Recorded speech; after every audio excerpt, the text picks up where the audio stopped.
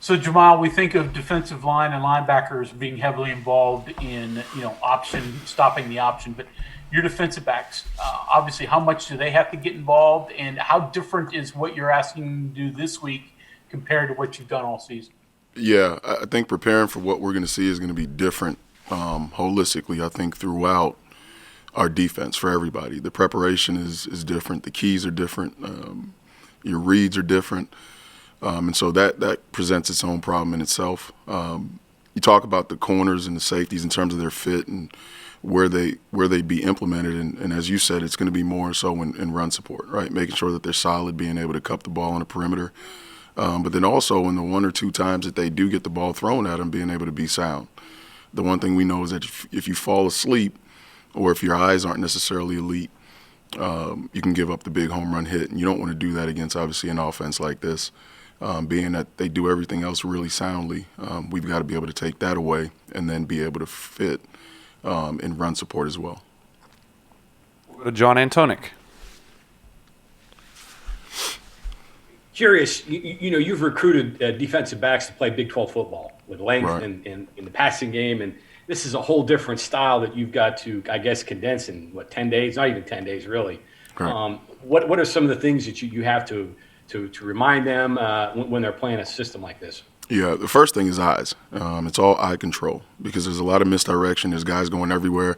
I call it football in the phone booth, and it's basically what it is, where it's a tight spacing and a lot of bodies in there, and there's a rhyme or reason to why they're doing things. It's not just a scrum, so to speak.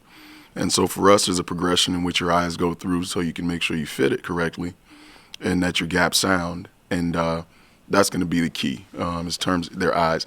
And then once they've key and diagnosed exactly what's happening to them, it's like anything else. It's see ball, get ball. So then comes the effort piece. And in that, it's all about making sure we get all 11 hats to the ball, being that can alleviate any issues that you have in terms of guys not necessarily being gap sound or responsibility sound.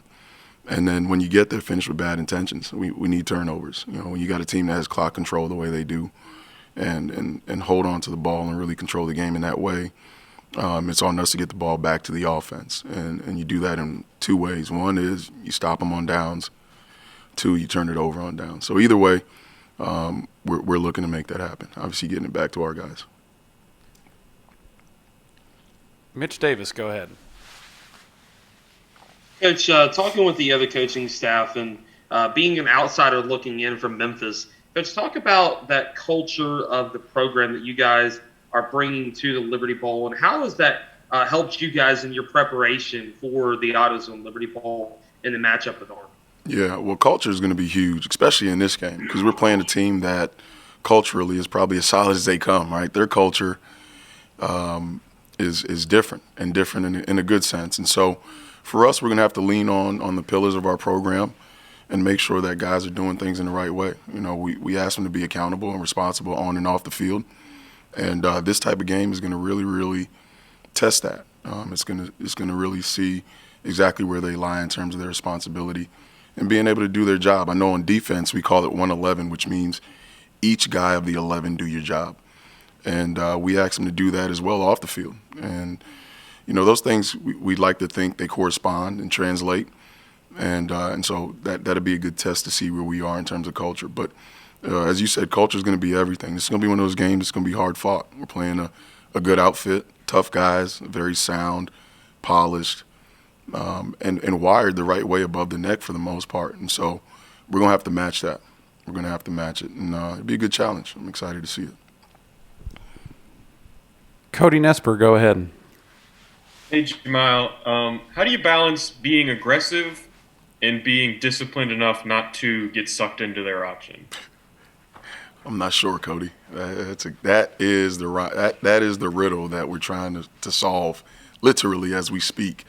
But you're right. It's all about the passive aggressiveness of it all. I think you play passively until you can diagnose where the ball is, and then that's where the aggressive piece comes in, where now it's just time to go make a play.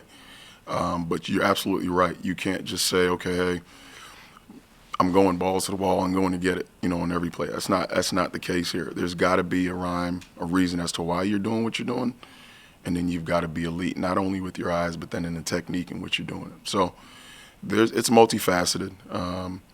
But at the end of the day, it's all about, again, seeing the right things and then reacting aggressively once that's been diagnosed. Back to John. Go ahead. Two more for me. One, what is off schedule to them? Is it 2nd and 9, 2nd and 8, 3rd and 6? What Right. are you looking for there to get them off schedule? Right. That's the first question. Yeah, well, if you look at it, I mean, they're utilizing all 4 downs. So Right. their schedule is a little bit different than most teams. They're comfortable with getting 2.5, 3 yards per down. Obviously, you do the simple math there, and that's a first down.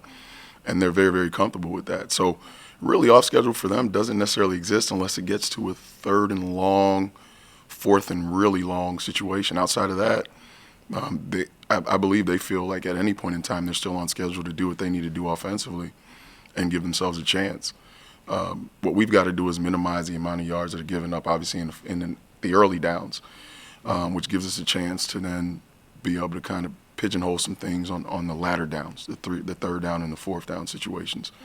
But it's going to be hard to get a team off kilter or off schedule when they're utilizing all 4 downs and only need 2.5 yards per in order to feel like they're on schedule. And so that's going to be a problem presented in itself. We're going to have to be really good on early downs.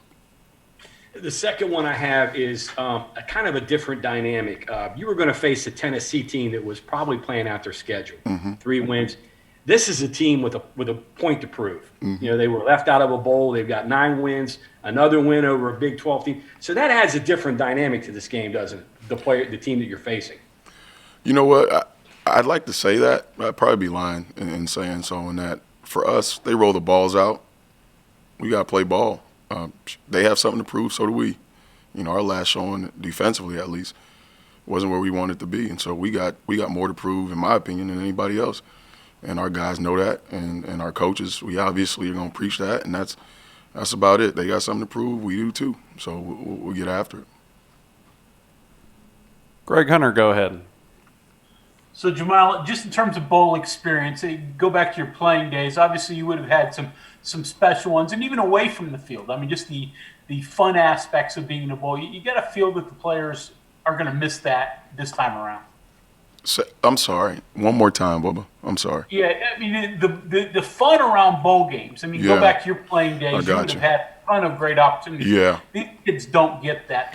You got to feel for them for that. It's unfortunate, and you're absolutely right. I think as a coaching staff, we all know ball games are always a culmination of a lot of hard work throughout the season. And although you're showing up to obviously first of all win the game, you want it to be a joyful, happy experience.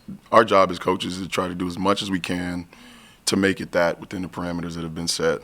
We know what life is right now. I think our kids understand that, and this season has been different. It's been different, and this is just one of those.